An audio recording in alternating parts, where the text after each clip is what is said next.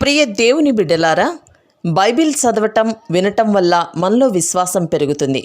మన మార్గానికి త్రోవ చూపుతుంది. సమస్త జనులను శిష్యులనుగా చేయుడి మత్తయి 28:19 వచనంలో దేవుని వాక్యం తెలియచేస్తోంది.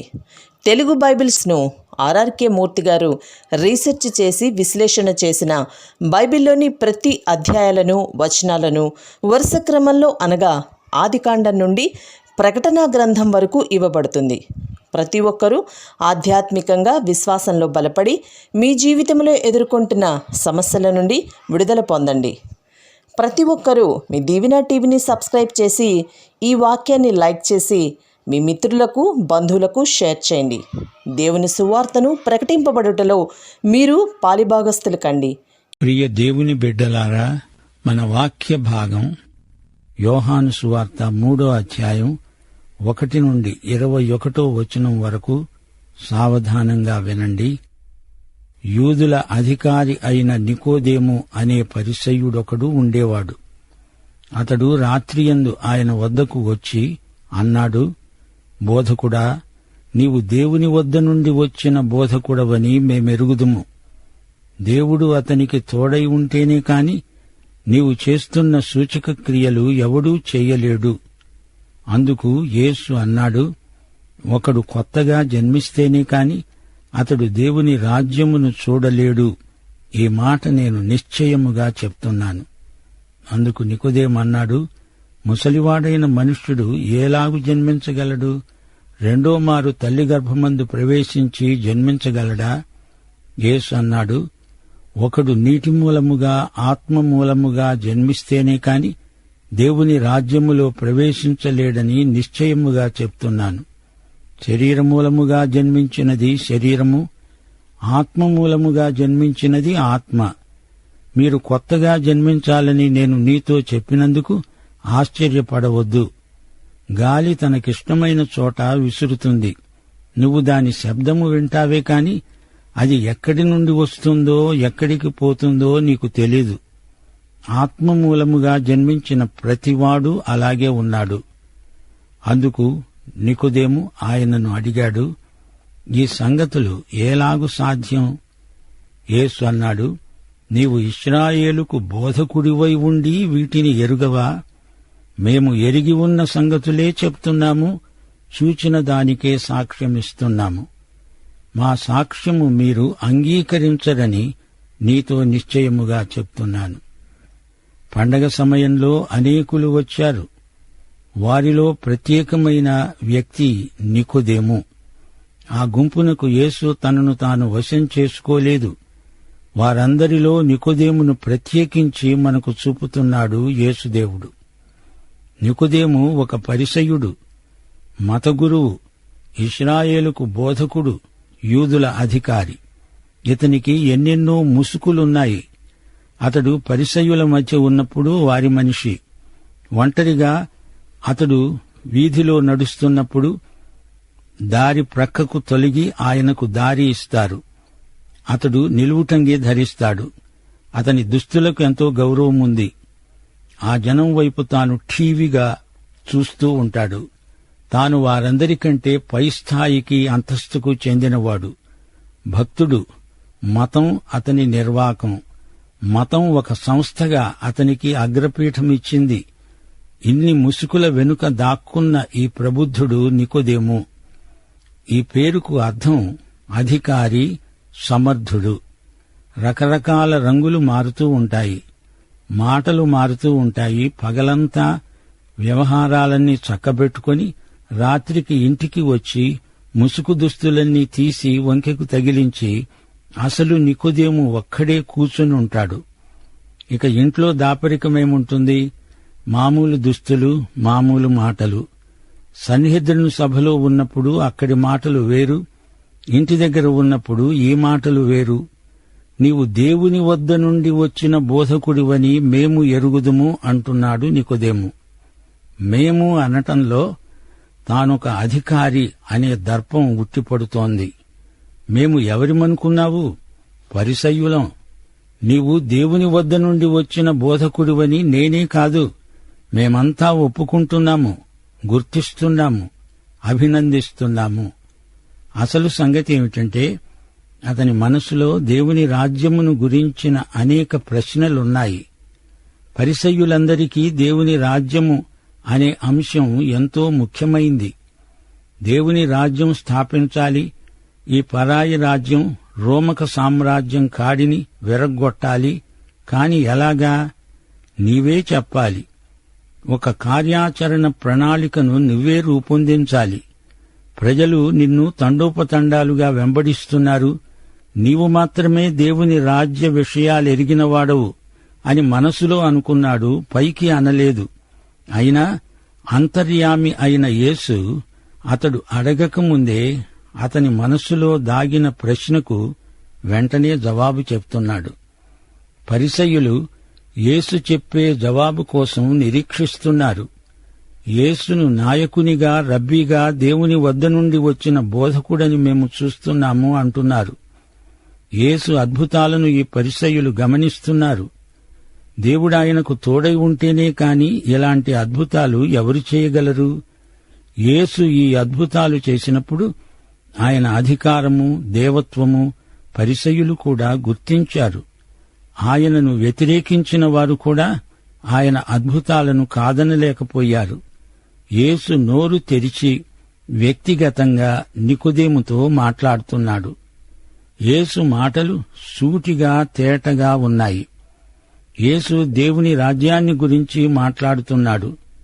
నికోదేము మనసులో మెదిలే ప్రశ్న ఇదే: నీవు తిరిగి జన్మించాలి, లేకపోతే దేవుని రాజ్యాన్ని నీవు చూడలేవు. ఒక పరిసయ్యుడు, నిలువెల్లా మతంతో నిండిన మతనాయకుడు యేసు నోట విన్న ఈ నినాదం, నీవు మరల జన్మించాలి నికోదేమో, లేకపోతే నీవు దేవుని రాజ్యాన్ని చూడలేవు. దేవుని రాజ్యము ఎలాంటిది? దాన్ని స్థాపించాలంటే ఏం చెయ్యాలి అనే ప్రశ్నలను అటుంచి, దేవుని రాజ్యం అసలు నీకు కనపడాలంటే నీవు కొత్తగా జన్మించాలి అంటున్నాడు ప్రభువు. ఈ మాటలో అతని పరిసయ్యుని ముసుకు గాలికి ఎగిరిపోయింది. ఇంకో ముసుకుంది. అతడు యూదుల అధికారి. నికోదేము తికమక పడ్డాడు. పెద్దవాడైన మనిషిని మళ్లీ పుట్టు అంటే ఎలా పుడతాడు? రెండోసారి తల్లి గర్భంలో ప్రవేశించాలా? అదెలా సాధ్యం? యేసు మాట్లాడుతున్నది భౌతిక జన్మను గురించి కాదు, ఆత్మ జన్మను గురించి ఆయన మాట్లాడాడు. ప్రభువు మళ్ళా అదే మాట అంటున్నాడు. నీవు నీటి ద్వారా, ఆత్మ ద్వారా తిరిగి జన్మించాలి, లేకపోతే దేవుని రాజ్యములో ప్రవేశించలేవు. ఆత్మ జన్మను గురించి ప్రభువు మాట్లాడుతున్నాడు. పైనుండి జన్మ, నూతన జన్మ. నీరు దేవుని వాక్యానికి సంకేతం. 2వ అధ్యాయంలో యేసు 6 రాతిబానలను నీళ్లతో నింపించాడు. నీరు అంటే దేవుని వాక్యమని చెప్పుకున్నాము. యోహాను సువార్త 17వ అధ్యాయం 17వ వచనం, ప్రభువు తన మహాప్రార్థనలో అన్నాడు, నీ వాక్యమే సత్యము, సత్యమందు వారిని ప్రతిష్ఠ చెయ్యి. యోహాను సువార్త 15వ అధ్యాయం 3వ వచనం, యేసు అన్నాడు, నేను మీతో చెప్పిన మాటను బట్టి మీరిప్పుడు పవిత్రులై ఉన్నారు. నీటి ద్వారా, ఆత్మ ద్వారా తిరిగి జన్మించటమంటే దేవుని వాక్యం ప్రకారం ఆత్మ ద్వారా కొత్త జన్మ పొందు అని అర్థం. దేవుని వాక్యాన్ని నీ వ్యక్తిగత జీవితానికి పరిశుద్ధాత్మే అన్వయించాలి, లేకపోతే ఎవరూ నూతన జన్మ పొందలేరు. దేవుని వాక్యమనే నీటి ద్వారా పరిశుద్ధాత్మ నిన్ను నూతన జన్మ పొందిస్తాడు. నీవు నీ హృదయంలో నూతన జన్మానుభూతి పొందినట్లు పరిశుద్ధాత్మ సాక్షి. పరిశుద్ధాత్మదే కర్తృత్వం. దేవుని ఆత్మ పనిచేసే విధానం మార్మికం. గాలి శబ్దం వినపడుతుంది. గాలికి కదిలే చెట్టు, కొమ్మలు, ఆకులు చూడగలం. కాని గాలి పనిచేసే తీరు విచిత్రం. ఆత్మజన్మ పొందిన వారి తరహా ఇలాగే ఉంటుంది. యేసు మాటలే గాలిగా వీచాయి. ఈ ప్రభంజనానికి నికోదేము ముసుకులన్నీ ఒకదాని వెంబడి ఒకటి ఎగిరిపోతున్నాయి. ఈ సంగతులు ఎలా సాధ్యం అని అడుగుతున్నాడు. ప్రభువు ఎదట నిలిచినప్పుడు ముసుకులన్నీ తొలగిపోవాలి. యేసు నీతో వ్యక్తిగతంగా అసలు నీవెవరో ఆ నీతో ముఖాముఖిగా మాట్లాడతాడు. నీవు యేసు దగ్గరికి ఉన్న పాటున వచ్చెయ్యి.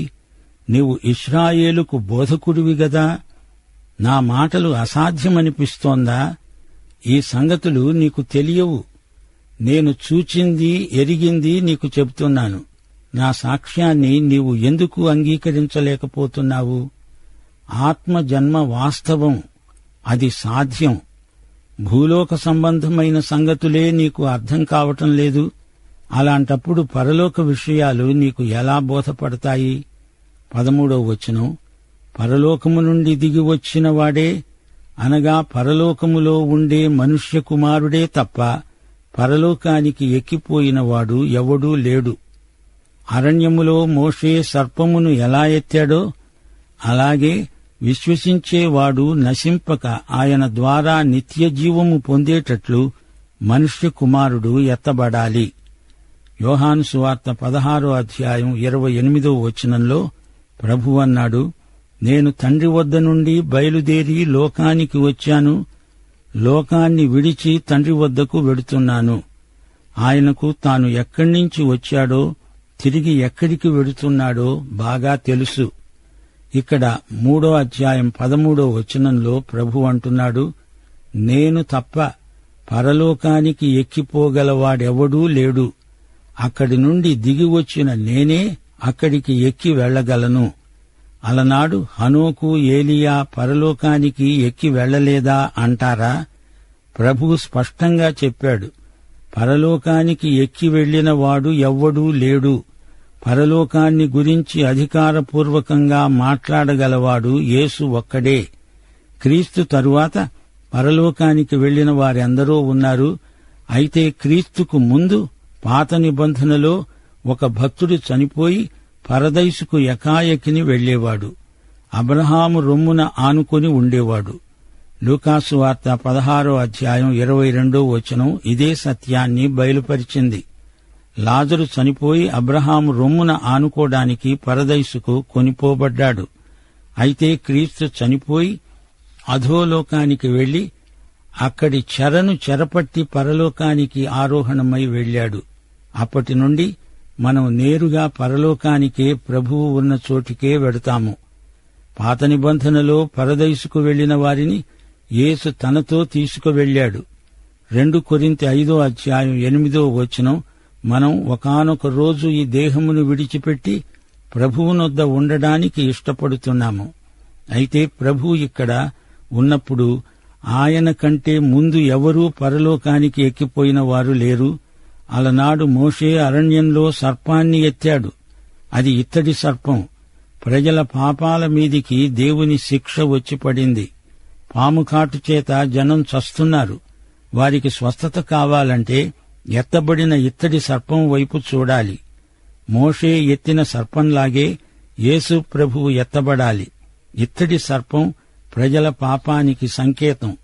క్రీస్తు శిలువ మీద మనకోసమై పాపముగా చేయబడ్డాడు. లోక పాపమును మోసుకొని పోయిన దేవుని గొర్రెపిల్ల ఆయన. మోషే సర్పమును ఎత్తినట్లే మనుష్య కుమారుడు శిలువపై ఎత్తబడాలి. 16వ వచనం నుండి, దేవుడు లోకాన్ని ఎంతో ప్రేమించాడు. కాగా ఆయన తన అద్వితీయ కుమారునిగా పుట్టినవానియందు విశ్వాసముంచే ప్రతివాడు నశించక నిత్య జీవము పొందునట్లు ఆయనను అనుగ్రహించాడు. లోకము తన కుమారుని ద్వారా రక్షణ పొందటానికే గాని లోకానికి తీర్పు తీర్చడానికి దేవుడాయనను లోకములోకి పంపలేదు. ఆయన యందు విశ్వాసముంచే వానికి తీర్పు తీర్చబడదు. విశ్వసించనివాడు దేవుని అద్వితీయ కుమారుని నామమందు విశ్వాసముంచలేదు గనుక వానికి ఇంతకు మునుపే తీర్పు తీర్చబడింది. ఆ తీర్పు ఇదే: వెలుగు లోకములోకి వచ్చింది గాని తమ క్రియలు చెడ్డవైనందున మనుష్యులు వెలుగును ప్రేమించక చీకటినే ప్రేమించారు. దుష్కార్యము చేసే ప్రతివాడు వెలుగును ద్వేషిస్తాడు. తన క్రియలు దుష్క్రియలుగా కనపడకుండా ఉండేటట్లు వెలుగునొద్దకు రాడు. సత్యవర్తనుడైతే తన క్రియలు దేవుని మూలముగా చేయబడి ఉన్నవని ప్రత్యక్షపరచబడేటట్లు వెలుగునొద్దకు వస్తాడు. యోహాను సువార్త 3:16 బైబిల్ అంతటిలోకి, లోకమందంతటా అందరికీ చిరపరిచితమైన వచనం. ప్రతి ఒక్కడూ తిరిగి జన్మించాలి, మనుష్య కుమారుడు ఎత్తబడాలి. ఈ రెండు సంగతుల మధ్య ఎంతో దగ్గర సంబంధం ఉంది. యేసు మరణం, పునరుత్థానం ఈ రెండూ ఎంతో ముఖ్యమైన సువార్త సంఘటనలు. ఆయన శిలువ మీద ఎత్తబడ్డాడు గనుక, ఆయన మనకు రావలసిన శిక్ష భరించాడు గనుక, దేవుని ఆత్మ మనల్ని తిరిగి జన్మింపచేస్తాడు. మనం తిరిగి జన్మిస్తేనే కాని దేవుడు మనల్ని అంగీకరించలేడు.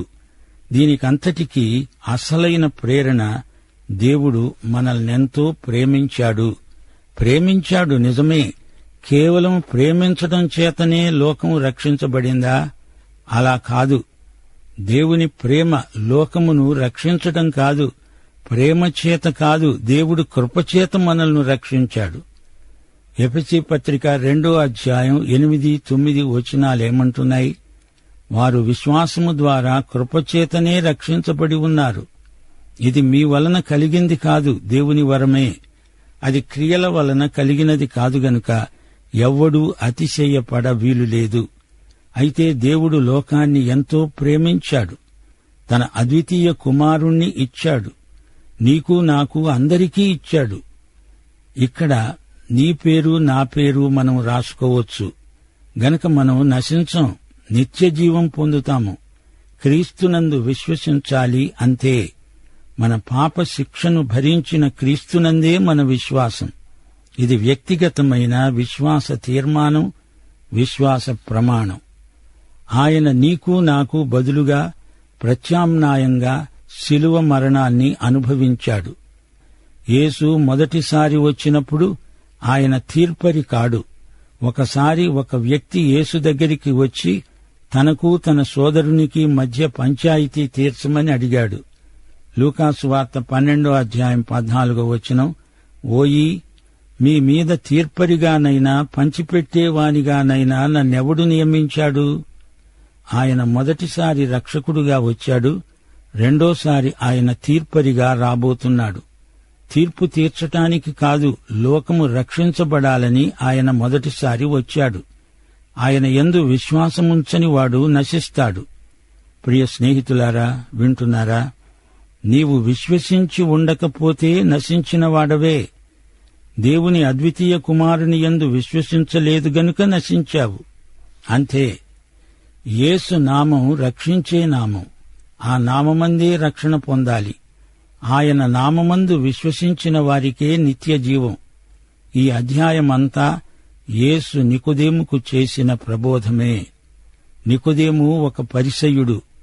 మెస్సియా తీర్పరిగా, న్యాయాధిపతిగా వస్తాడని పరిసయ్యులు నమ్ముతారు. పాత నిబంధనలో మెస్సియా రాకడ 2 దృక్కోణాలలో చూపబడింది.